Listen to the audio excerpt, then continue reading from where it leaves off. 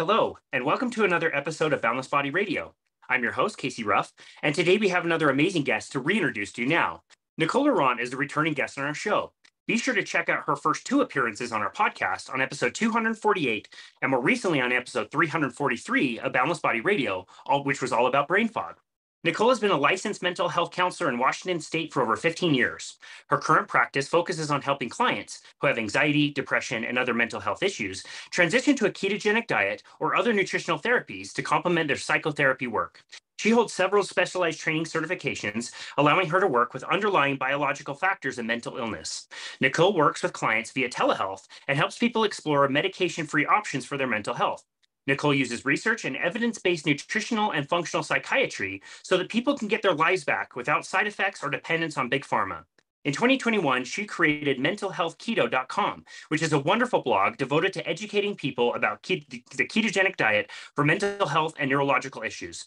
You can find her on that website or on Instagram at mentalhealthketo or on Twitter at Keto Counselor. Nicole Laurent, it is absolutely an honor to welcome you back to Boundless Body Radio. Hi, Casey. Thank you for having me. I love being here. I love it.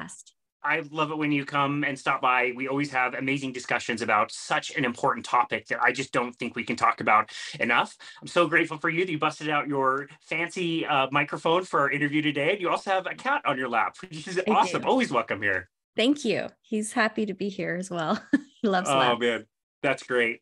We had two cats, and I did have a lap cat, and he was wonderful. He passed away 2 years ago, which was way harder than I thought. Like, that sucked. But my other cat, the female, is a hunter, and she just lives outside. And even if it's a snowstorm, she's out hunting and living outside, so she doesn't come in anyway. So I don't get a lot of cat love these days. Oh, man. They're the best. Yeah, they are. They're sweet. So sweet. Well, since the last time we had you on, you have won an award. Tell us about the award you won. Oh, yeah, I won. Well, I got the Metabolic Mind Award, the 2022, and I just got to fly to Miami to celebrate it at a metabolic psychiatry retreat. And so they flew me in, and I got a beautiful dinner on the beach at the Ritz-Carlton and with all the other winners of the award, which is amazing because I got to sit with, I got to meet Georgia Ede in person. And I got to sit with Chris Palmer, and I got to meet, Beth and Denise Potter, people who have been transitioning others to ketogenic diets for all kinds of reasons. For them, it was 30 years, And so it was and I got to meet some great clinicians. I got to meet the French physician that did that great study with Georgia Ede about the inpatient psychiatric people who many were deprescribed or taken out of the hospital because they were doing so much better on a ketogenic diet. So that was amazing. And then the next day I got to hang out at the retreat with all these absolutely brilliant scientists. The amount of brain power at the front lines of bringing metabolic psychiatry to the masses is just mind-blowing. Lots of reason for hope. People like these are all people in big institutions with really distinguished scientific careers. They understand how to do research. They understand how to bring the evidence forth that needs to be brought forth if this is going to become mainstream, if this is going to be for that. So yeah, it was just amazing. It was great. I felt like a once in a lifetime experience, but yeah, hopefully maybe I'll get to go back someday. We'll see. Yeah. That's amazing. I'm sure you'll be going back at some point. Did you have to do any acceptance speech or anything, or was it just go and get your award and chill out with amazing people? Yeah, no, it was great. I just got to meet people, and I got a great picture with Jan, and then I got a great picture with all the other winners, and then I got a great picture with all the scientists. I will post them. I'm excited about every picture. Yeah. That's fantastic. That's amazing. Yeah, I was just at Low Carb Denver and got to meet Chris Palmer in person. We've hosted him on our show, several episodes ago. And just to really thank all of you for all of the work that you're doing is really wonderful. And Chris obviously wrote the book Brain Energy, which was highly, highly anticipated last year. Wonderful book, wonderful listen. Also, he reads it in his own voice. You could just hear the passion just flowing out of him as he's reading that book. And I was really encouraged to see that, he even made some daytime TV appearances appearances, whatever the daytime show with Kelly Ripa and someone else that should probably know who they are. He was on there, and it's like really encouraging to see that maybe this message is getting some traction. We've all known about Chris Palmer for lots of years because this is our world, but to see him out in the mainstream a little bit more, I think is really encouraging. Do you agree? Yeah, I totally agree. I think that I think, it's a movement. I feel like this is a movement. And it's just going to take some time to kind of get it out in those mainstream kind of venues. But I think it's going to get there. And what Chris has done with that book is enormous, because he has written a book that is accessible, that people can understand, that is not too sciencey, where if they can't remember high school biology, they can't keep up. Like it really is a well done theory, metabolic theory, that ties together the different diagnoses in the DSM. So I think that it's going to get there. Yeah. And he's super brave going on those talk shows. I don't know. I wouldn't want to, those are, because they're just so entrenched in blueberries and salmon, and they're just so entrenched in the current nutritional dogma, whatever that is, that I think that it's difficult for people to wrap their head around the difference between nutritional psychiatry, metabolic psychiatry, healthy eating. What's a diagnosis that you can't get better from? There's so much. I feel bad for the people trying to make sense of it all out in the world and trying to just feel better. Yeah, totally. Well, he has been sharing a message you have also been sharing for a very long time, that pretty much every mental disorder has its root in something metabolic. Something is going wrong metabolically in the brain. Mm-hmm. And it's been about a year since we last talked. This will be our third time now. So I normally notice that when things seem correct, the more and more time that goes by, the more and more correct those things seem. And the more incorrect something is, you start to find more, kinks and problems, and come up with new questions about things. And it just tends to kind of fall apart over time. So I'm going to give you the opportunity to answer the question. Do you think your ideas about mental health and metabolism are stronger now than they've ever been? Or have you been able to find any kind of weakness in the things you've been talking about for years? No, they coexist quite nicely. So, I do counseling, I do therapy, and the upregulation in BDNF that you get from better nutrient intake and from a healthy metabolic process in the brain, I think helps therapy. And I think that my functional nutrition training, when we talk about the different micronutrients that are cofactors and precursors to be able to make brain energy and to be able to make enzymes that are doing all of these basic functions, I think that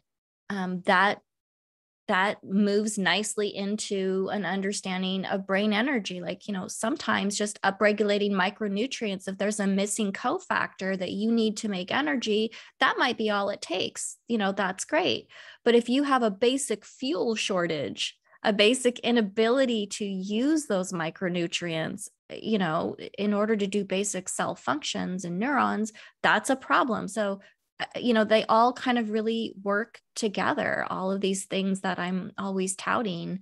And yes, acute trauma changes the metabolic milieu of the brain, right? It's that level of stress affects metabolism, and it depletes micronutrients. And I think sometimes, kickstarting those other things are really important, because that's part of how we calm that nervous system back down. And so they all connect just really beautifully. You could write a paper on each of them, really, if you wanted to. Well, you've pretty much done that with your blog, which is amazing. I love reading your blog. You've done such a fantastic job with that.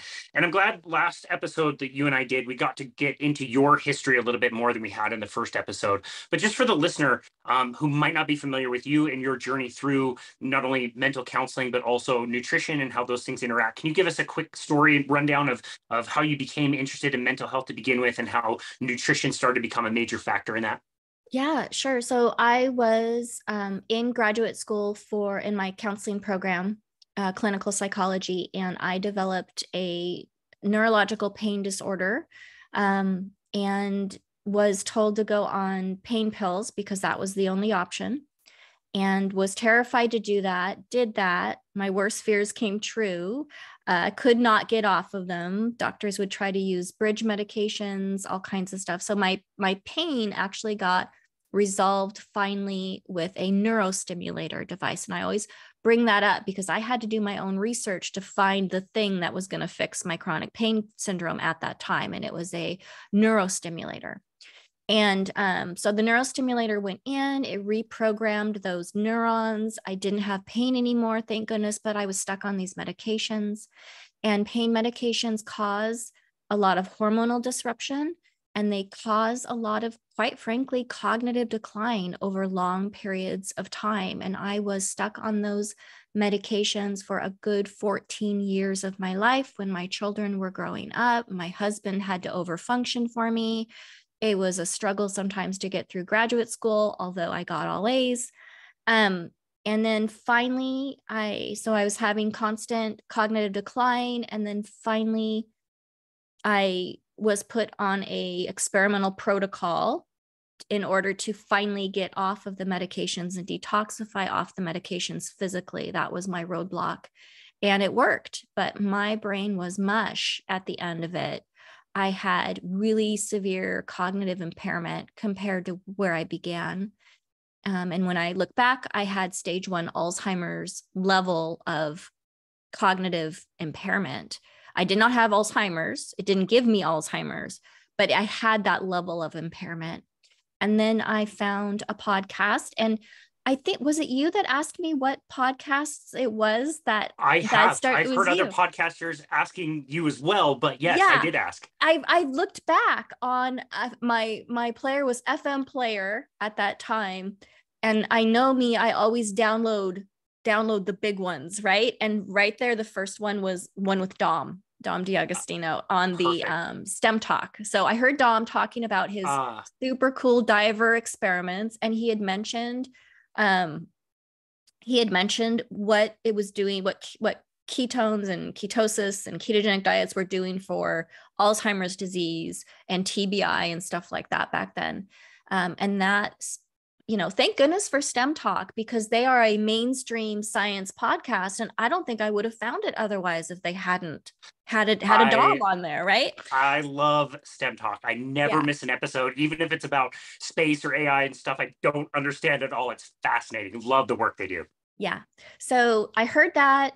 I figured out how to get on a ketogenic diet in a way that produced consistent ketones. My brain woke up. My recovery of my cognitive function began. It took some time. It took some steps, but it was so much better. And it was so clear that this was it. This was the thing that was going to save my brain. And what I noticed, I've been a practicing licensed mental health counselor for a long time. But what I noticed was the shift in my mood that occurred also. I didn't even, you would think someone going through being stuck on pain pills constantly and getting the flu every day of your life and making your life very, very small in order to just kind of function and make the best of it. I really didn't think of myself as anxious. And I didn't think of myself as anxious after my detoxification, but there is a shift in neurotransmitters that happen on a ketogenic diet where you just are completely not overwhelmed by almost anything. And it becomes really clear that, you were overwhelmed by some stuff, or you did avoid some stuff that you didn't realize you were avoiding, or you were making a big deal about something and how hard it was when really it's not that big of a deal. So there's that shift. And so while I would not have considered myself clinically anxious, I definitely had anxiety just floating around, using my skills as a therapist to kind of live my best life as I could at that time. And I thought, oh my gosh, my patients, the people who come to me where I am their 4th or 5th therapist, and this is their 4th or 5th medication, and they have already done a round of CBT, but I'm a great CBT therapist. I'm going to do another round with them. We're going to they need this. They need this because it's so much. I can think clearer. I can I can process stuff better. I have my memory is better. Like this would be so useful. It's so much easier to do mindfulness on a ketogenic diet. I will go to the mat on that with anyone. We have these people and we're teaching them mindfulness and they are struggling to do mindfulness and they are doing it. And yes, you can learn mindfulness with borderline personality disorder. Like I'm a DBT therapist, I'm trained in that modality. It is so much easier to teach someone how to do mindfulness when it's easier to quiet the mind chemically, you know what I mean? Before you even go at it, it's a totally different experience. I know because I used to practice mindfulness before keto and I practice mindfulness and meditation now. It's a different thing. So anyways, totally went off there. But I said I need my people to know about this. I need my patients to be able to learn about this. And I would steer them towards it in non-committal sort of ways with podcasts and stuff because I didn't want to get in trouble with my licensing board. I'm a mental health counselor, not a nutritionist. And then I decided it was completely unethical for me to shut my mouth about this. And I went back and I got additional training and a lot of different things. And then now it's part of my, I'm telehealth and I send out, here's the required paperwork or here's some paperwork, but I always put a informed consent for ketogenic dietary therapy as part of my paperwork. And I say it's optional because I want people to know about it and know that I can offer that. Yeah. Wow. That's amazing. I can relate so much to all of that. I agree 100% that I was never diagnosed with anxiety, but once you feel the calmness and being on the other side of that, you realize like I was spinning all the time about things in the future that were never going to happen anyway.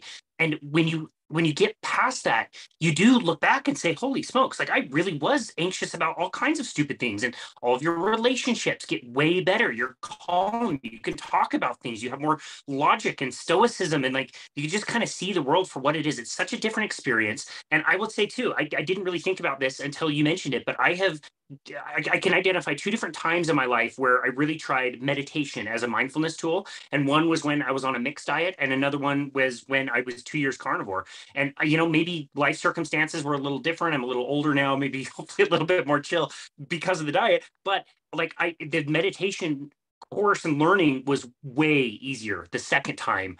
And I feel like diet had a huge role in that. Yeah. Yeah. Totally different.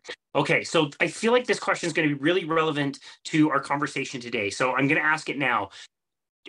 When pain increases, hearing improves, right? You're not going to change anything unless your life really sucks. Change is hard, and changes with diet can be very, very challenging and really difficult. And for some people, they are never really able to do that.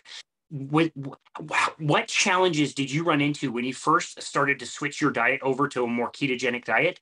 Was it terribly challenging for you, or was your life so bad with a mushy brain that you were willing to do whatever it took? So I was willing to do whatever it took. But here's the thing. When I was stuck on all my chronic pain medication, I was seeing a functional medicine person and I was eating like a whole foods diet. So at that point, there was still some grain. So I was, of course, chomping down the quinoa, and eating the sweet potatoes and having tons of, peppers and but my protein was too low. Like it was a whole foods diet though. By all accounts, I was doing everything right. So when I kept doing that, but when I learned about the ketogenic diet, so for me, it wasn't too harsh of a transition because it was like, oh, I already have been cooking. I already know how to cook. I just have to learn how to take some of these things out and add other things. And so for me, it wasn't as hard. Although anybody who's come from a paleo or whole foods type of diet and goes to, 30 grams total carbs still knows it's quite the adjustment in terms of cooking. And so there's definitely behavior change that happens there. But and then my brain wasn't working very well. Cooking and following recipes was hard. It had to be very, very simple. So some people are coming into this from a different place. Totally acknowledge that. If someone has been relying on highly processed foods, as a way to soothe emotions and to reward in ways that are not consistent with their long-term goals or long-term well-being, it can be a little bit of an adjustment. So I just meet people where they're at. Like, you know, if the first thing we do is get rid of we stop buying the Cheetos and the giant cheesecakes at Costco and bringing them home. Like, if that's the first thing we do, that's the first thing we do. And we just move them towards it. You can start small. You can just start small. It's a journey. I mean, you've been submerged in this highly processed food culture since you were a child, very likely, you know, and it does feel overwhelming, but I'm also it's really important. So there's two things. So it's really important to understand that if you are a cognitive and emotional hot mess right now, before you start your ketogenic diet, do not assume that you are going to have that exact same brain trying to stay on this diet. In my experience, the mood improves so much better that you just don't reach for the same comforts as you used to. Your taste buds will change. We've all heard that a million times, but it's true. And your brain function, your ability to plan, your ability to remember, all of those basic cognitive functions that you need in order to put a big lifestyle change in place and keep it, they improve. So if you feel like you're a train wreck of sorts and you can't remember to bring your grocery bags to the store, let alone remember what things to get that are keto and what things that aren't, and count your carbohydrates, don't worry. In a few days to weeks, that's going to be easier. It really is. It really does get easier. And if you have to go keto or carnivore or whatever, you can make it stupid simple for the first week or the first 2 weeks even. And you're going to have a different brain at the end of that week or those 2 weeks. That's going to make it just a little bit easier for you to make these changes or put these changes into place. So that's one big thing that I think people don't understand. The other thing that I think people need to understand is if you have anxiety, for example, and it is severe enough or bad enough or has impaired your life enough or has sucked the quality of your life out enough that you have gone to a physician and asked for medication, that's hard. That means your symptoms are enough that you have sought out help, that you can't manage them on your own. And I want you to understand that dietary changes that make you feel really good are not harder than that. So a lot of people who have anxiety and depression, they think that changing their diet is going to be harder than feeling like crap. I promise you, how you feel right now is way harder than changing your food sources towards a lower carbohydrate count that's going to change your brain metabolism in such a way that it helps your neurotransmitter balance. It reduces, like, you're going to feel a lot better. It's what you're going through right now, I promise you, is way harder than transitioning to a ketogenic diet and sticking to it. You can do this. And if your brain is not working very well, like I said, that's going to get better pretty darn quick, very likely. And you'll be able to do this and sustain this and have a better quality of life. That was so perfectly said. I absolutely love that. And that's really what I wanted to kind of craft this conversation around. We talk all the time about the amazing research that's going on with schizophrenia and bipolar and Alzheimer's, dementia, all of these things, and ketogenic diets and all the wonderful things they do. But the mental health issues that I'm seeing is on the ground. It's happening very young. It's happening to a whole lot of people out there who are getting on meds very, very early. They're suffering from depression, anxiety. It's almost more rare to find somebody who doesn't struggle with any of that. And I really wanted to hammer home that for that person who thinks this is going to be terribly challenging, it's too difficult, or I'm too young, and my friends all do different things. I really wanted to really focus this on that. And I'll give you a great example. Yesterday, I did a new consultation for a young couple, been married about 2 years, some health themes creeping in, definitely some mental health. And they also want to lose a few pounds. So I just kind of introduced what I do and taught them about strength training and diets. And they asked me the question, when should we start to expect results? And I think they were referring more to the physical side of things and like weight loss. And I said, you can expect to not even care about weight loss in like a few weeks. You'll forget. You'll lose fat. You'll lose weight. That's no problem. Like you will lean out, but you won't even care. That's how powerful this way of eating is. Your primary goal now is not even something that will cross your mind in a few weeks. Yeah. Yeah. It changes everything. It changes everything. And in really great ways for people. It's a great option for a lot of people. So how you already gave us some good clues. Like if you're already asking for help, if you're already seeking somebody in the medical world to write you a prescription, that's a really good clue that things have gone a little bit too far and you need to start worrying about this. Maybe even before that, are there other signs and symptoms of what you call like your brain not really working right that people should be paying attention for to show that this is already starting to manifest as a problem that could get worse over time? Yeah. So difficulty finding words consistently in conversations is an issue. That's a big one. If you are giving, I had a lady in my brain fog recovery program who is a professional, and she would do presentations. And of course, she knew the material beautifully. I mean, she's well enough to teach it that she's giving a presentation on it, but she was having trouble finding words, and the people in the audience were helping her find words during her own presentation. So, so that's a big one. It's the ability to just be able to hold things in your head long enough to accomplish something. So we've all had the experience of like, what did I just come in this room for? And maybe that's because we're multitasking and we're holding too much, trying to do too much. But if that happens a lot, pay attention to that. That's a big deal. If you are suddenly super clumsy or much more clumsy, or you seem to be having difficulty tracking your body in space, and you're knocking glasses over and running into things with your shins and a lot, that can also be a brain fog symptom. That can be that there's some issues going on with different parts of the brain.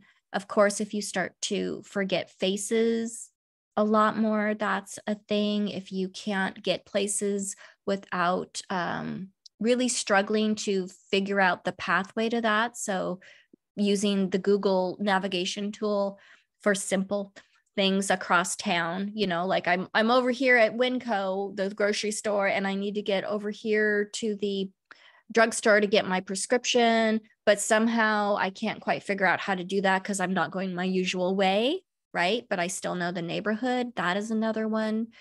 So there's lots of stuff that we giggle about as brain fog and call menopause brain or whatever, but those really need to be paid attention to, and they do deserve much better care than we're getting. And my issue is that a lot of people are coming to the doctor with cognitive symptoms, that because those cognitive symptoms are part of a DSM-5 diagnosis for depression or another mood disorder, they're receiving mood disorder diagnoses instead of the doctor effectively addressing the cognitive symptoms that are a piece of that. And, psychotropic medications are not a great treatment, or really a treatment at all, for early cognitive impairment symptoms. And we're just not really investigating those carefully. And so those cognitive symptoms, they are getting basically ignored.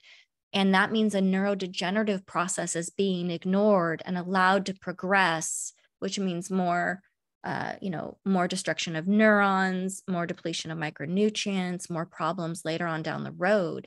And if we're really serious about dementia prevention in this country, that needs to stop. That there needs to be a much better way to kind of conceptualize these symptoms coming in for treatment.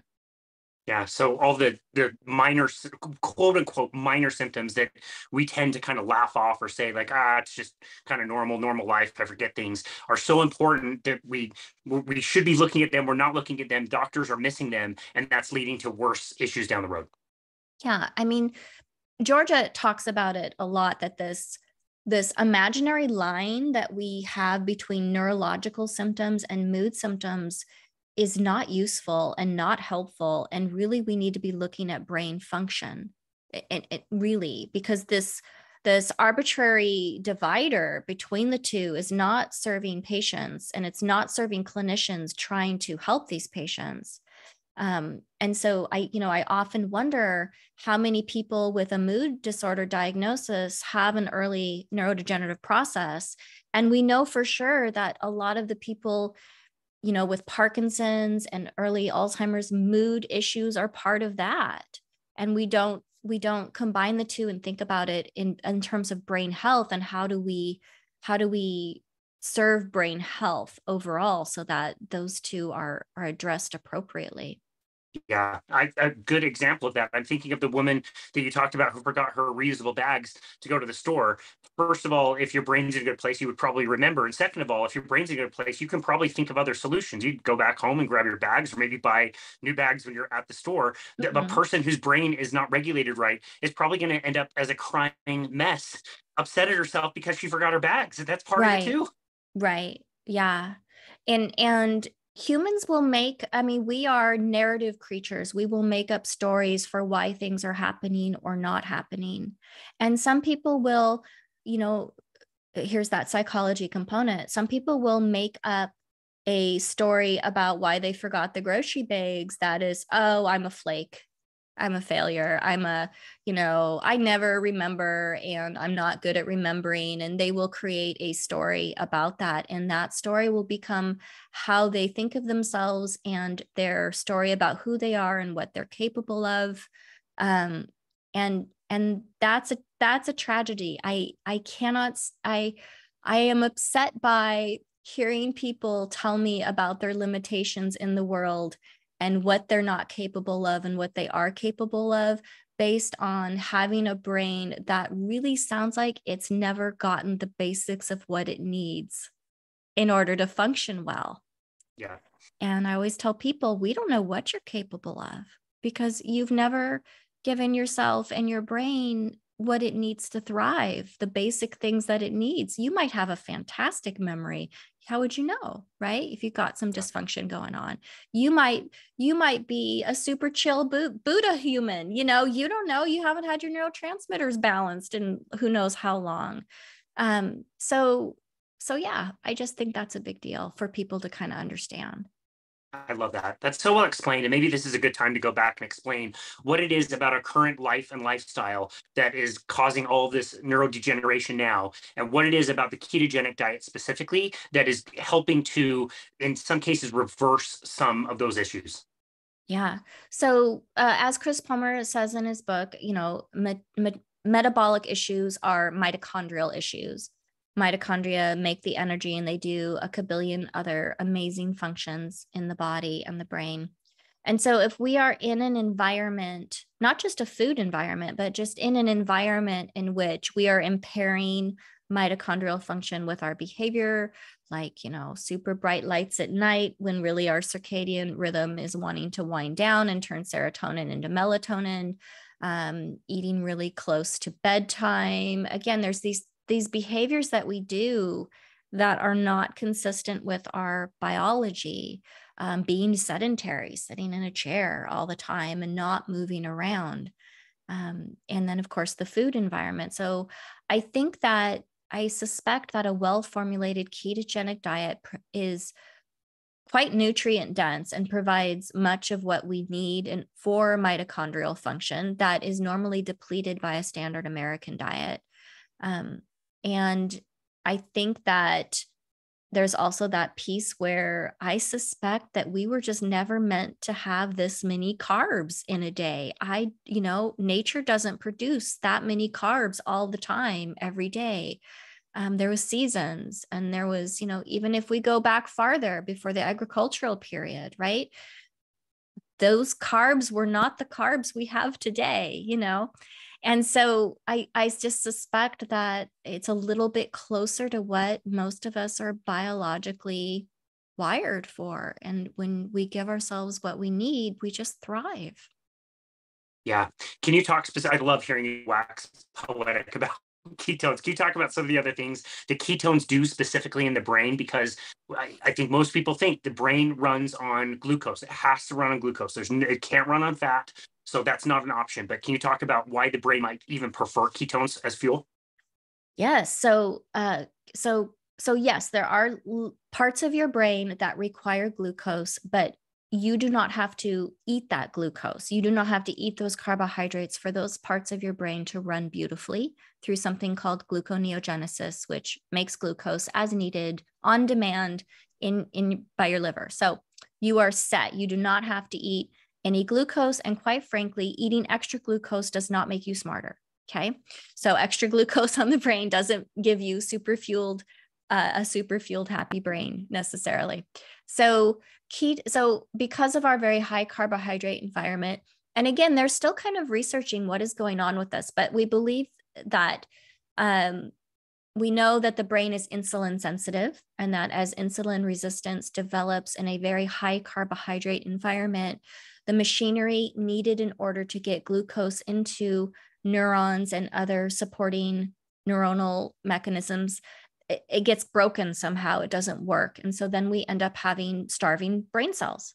And starving brain cells are hyper excitable, freaked out brain cells that produce neurotransmitters in ways that are not helpful.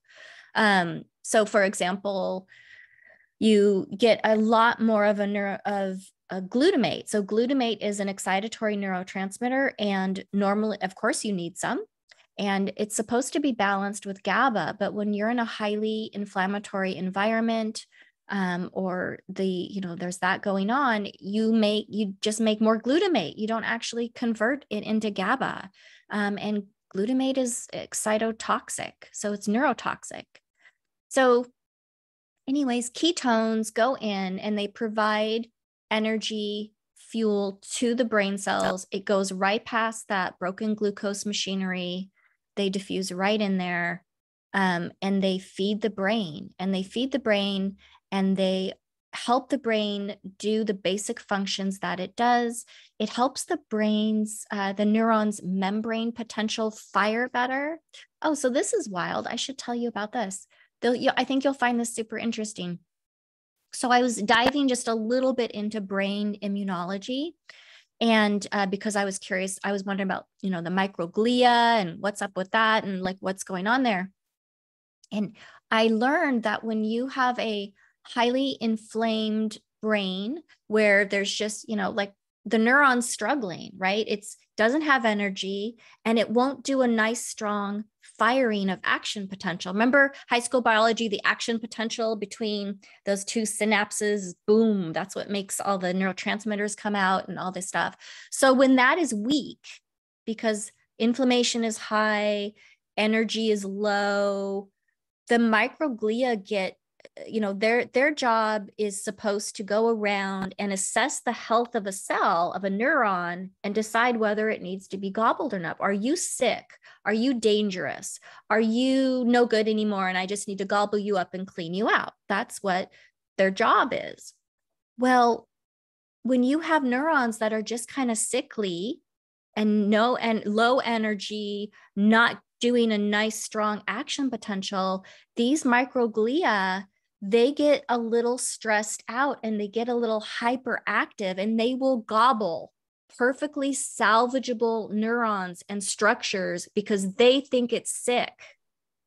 They kind of flip over to this hyperexcitability thing, the microglia, in different environments, high inflammatory environments. And they will, like, you could have saved that neuron. That neuron could have been saved with some energy or some better action potential from the calcium ion channels that happens on a ketogenic diet. But you've got this inflammation thing going on, and it's going through and it's gobbling up perfectly viable neuronal structures, freaking out. And Wow. So ketones provide energy to those neurons, salvage those. Now that neuron can have a nice, strong action potential with healthy calcium ion channels. It can make its neurotransmitters because it has the energy to. It is hopefully a well-formulated ketogenic diet, so you have all the micronutrients you need to make those neurotransmitters and to do those enzyme functions.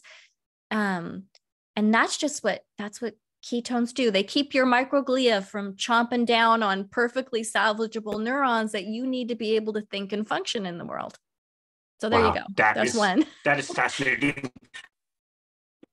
Yeah. I think I've asked you that in every episode we've done together, and I've learned something new every time. I love your answers. That's fantastic. Yeah. You did mention GABA, which I don't think we talk nearly enough about. You wrote a blog post about it, which was fascinating. Can you tell us a little bit more about GABA in particular? Yeah, so GABA is a inhibitory neurotransmitter. We think that, ketogenic diet has been around for over 100 years to treat epilepsy.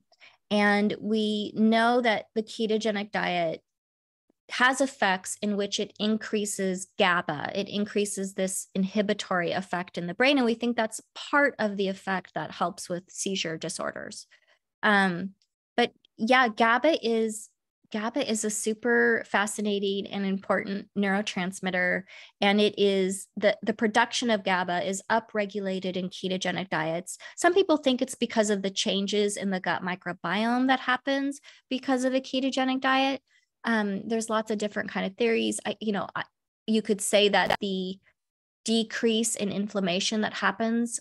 So ketones are signaling bodies. They're molecular signaling bodies, and they literally can turn off inflammation, chronic inflammation down in the body. You always want acute inflammation because if you cut yourself, you want an inflammatory response to occur there, and ketogenic diets don't hurt that in any way, shape, or form, but they do calm down that slow burn, constant kind of chronic inflammatory process for people. And so it reduces that. So when your neuroinflammation is down, your brain is better able to make your neurotransmitters in an environment that's a better ratio of GABA to glutamate, for example. So it could be the gut microbiome. It could be the reduce in neuroinflammation. We're not entirely sure all the different ways that it improves GABA, but oh, sorry, that was my cat. But it's definitely, it's a huge piece. And with anxiety there, if you go to mentalhealthketo.com, I look up, the effects of GABA and glutamate on a lot of different diagnoses, panic disorder, OCD.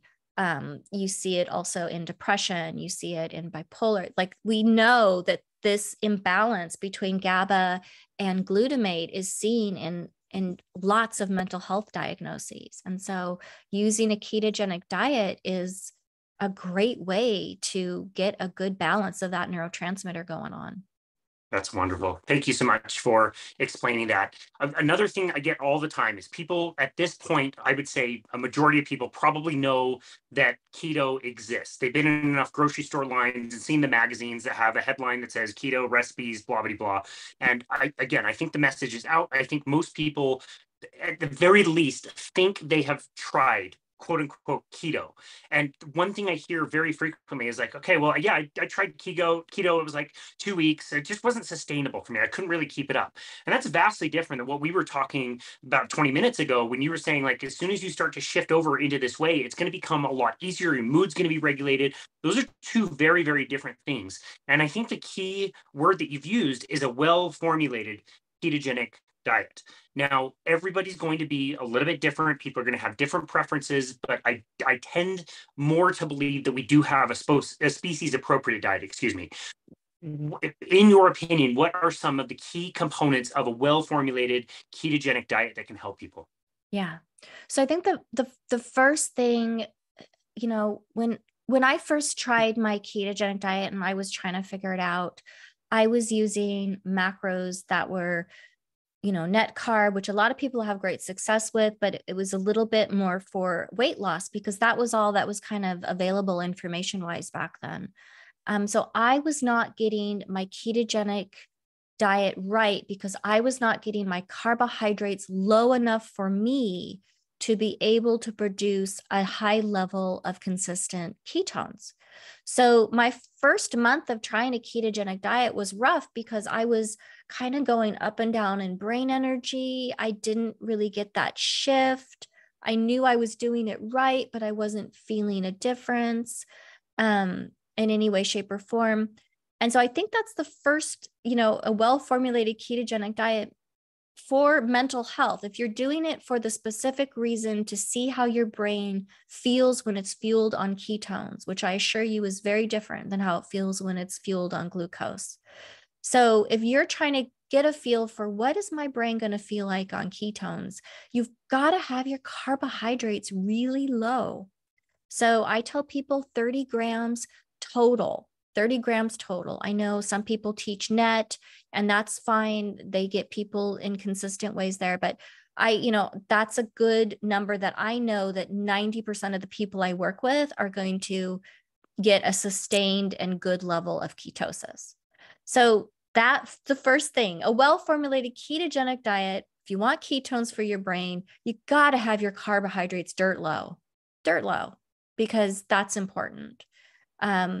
And then I say animal products. I say red meat. I say fish. I say if you like pork and chicken, then add pork and chicken. Lamb is fantastic. Eggs are great.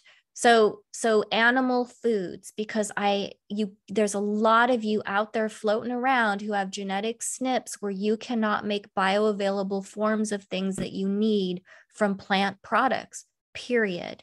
And so a well-formulated ketogenic diet that is focused on neurology and mood must have bioavailable access to these micronutrients that mitochondria need to thrive.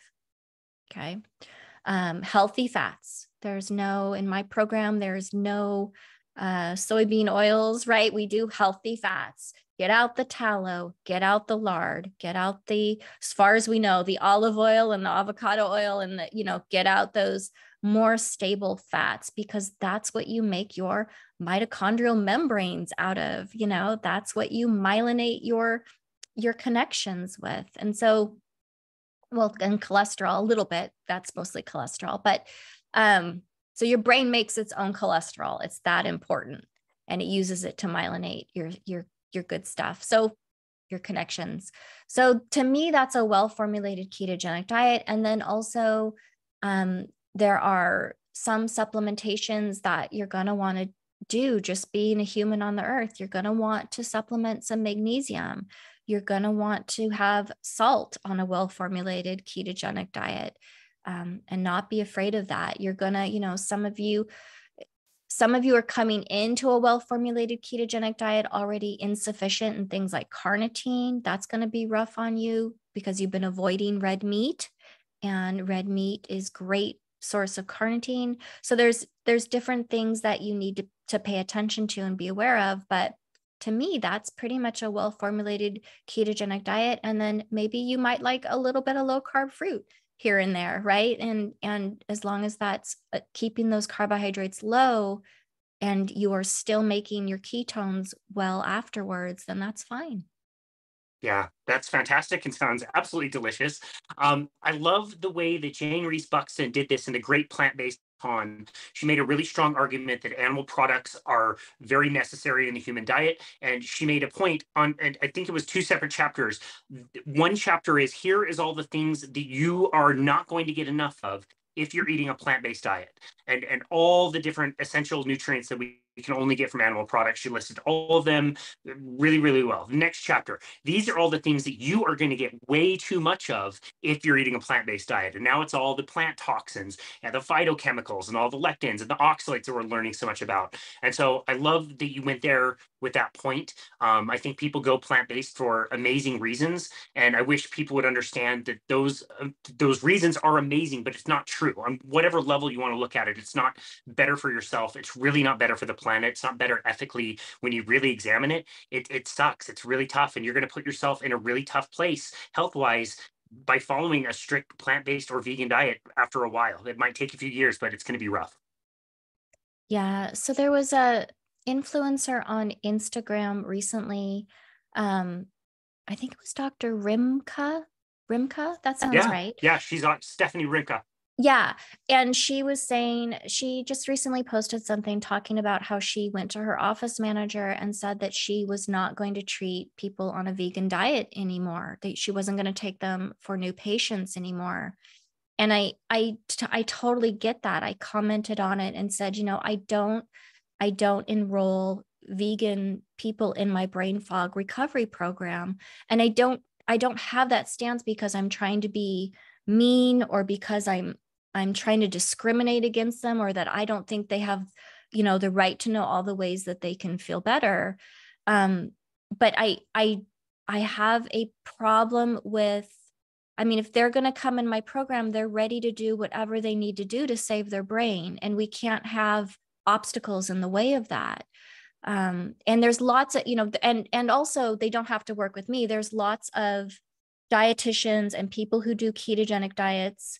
I've talked to some of them and they say you can do a vegan ketogenic diet. It's very, very difficult to get your ketone levels up high enough to be a consistent fuel source without being at a constant calorie kind of deficit. So there's long term, I don't want anyone in a constant calorie deficit the rest of their life so that they can produce, a little bit of ketones in an irregular sort of way.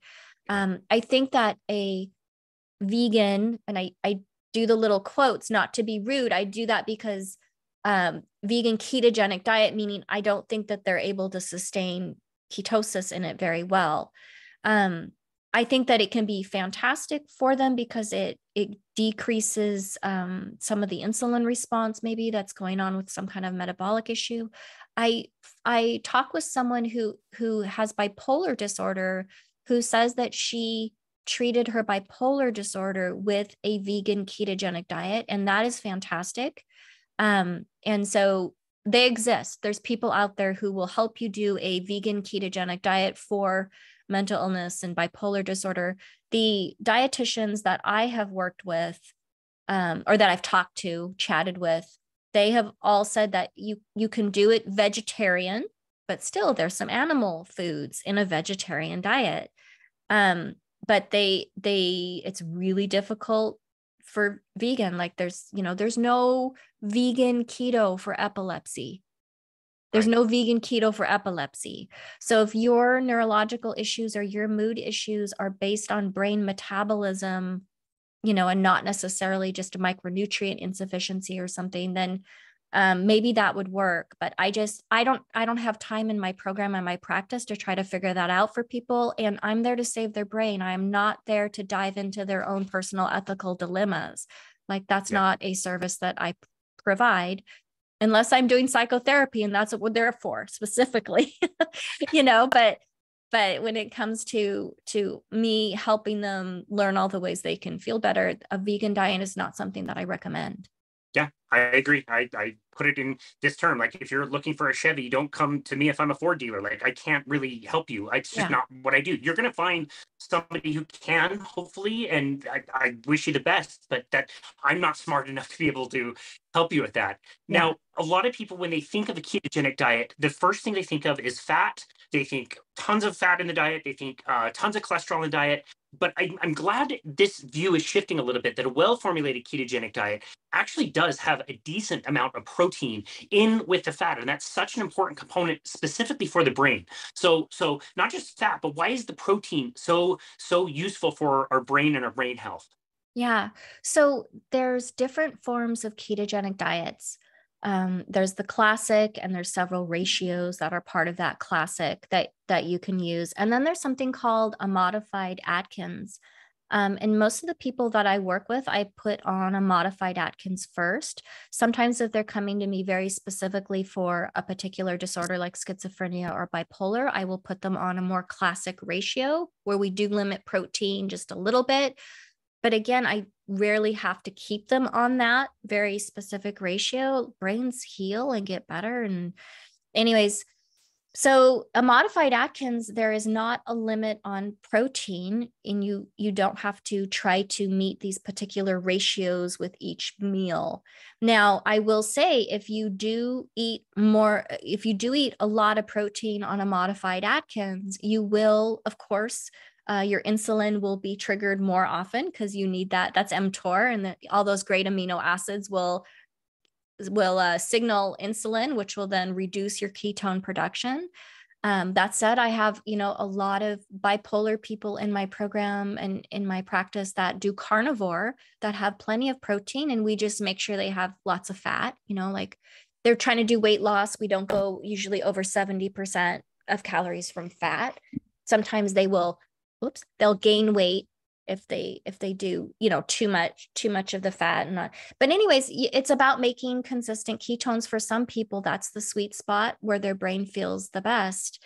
I think protein is really important for healing, which is why I often, depending on what I'm using the ketogenic diet for, I will often do a modified Atkins with people first. Make sure they're making ketones well. If they aren't, we'll modify the ratios down and maybe be more careful how much protein per meal and add fat. But protein is broken down into amino acids, and amino acids are what you use to heal things, including brains. And they're what you need in order to make neurotransmitters. And so I am not a big fan of putting someone on a very low protein, particularly if they're active in any way, a really low protein ratio ketogenic diet, unless it's for a period of time because we're trying to accomplish something very in particular. Like there's a MCT oil ketogenic diet. Have you heard of that? No, I have not. Oh, we should pop that. We should pop on a picture of that sometime, the different ratios, because it's kind of interesting. An MCT oil diet is it has you get more carbohydrates. It's used for epilepsy populations. You get more carbohydrates, but much less protein, and most of your fat comes in the form of MCT oil in order to produce ketones. And I thought about using that because of course everyone's going to want to have more carbs like as the option, but then I'm like, I don't feel ethically good about that because look how low that protein is. As no adult should be trying to live on that amount of protein. So that's why I use a modified Atkins most of the time. Yeah. Gotcha. Okay, well, I've got two more questions for you before I let you go today. The first one is something you mentioned. People are not willing to give up carbohydrates. If you haven't heard, carbohydrates are very tasty. It tastes great. And for my younger people, especially, I'm thinking teenagers, early 20s, again, just starting with different signs and symptoms, anxiety, can't focus in school, maybe on medications already, just to have that tendency. And knowing that I really would love for them to experience that brain quality by getting the carbohydrates dirt low, like you described, yet also knowing that they're going to be turned loose into the real world. They're going to go to school. They're going to go to their friends' houses and whatever their family makes. What things are you trying to, how are you trying to help that population specifically? Yeah. So the first thing I do with that population is we teach them about highly processed foods and understand that they're not food, they're drugs, and that they're not getting any type of nutrients that are useful from them, quite frankly. And if anything, that they deplete the micronutrients they need to make their neurotransmitters and to have energy. So it's an education about that. We talk about how in highly processed foods, usually it's a plant protein. So if it says 10 grams of protein on that little bar, you're maybe only getting 5. We talk about how they absolutely need protein. Okay, what meal of the day are you going to have beef?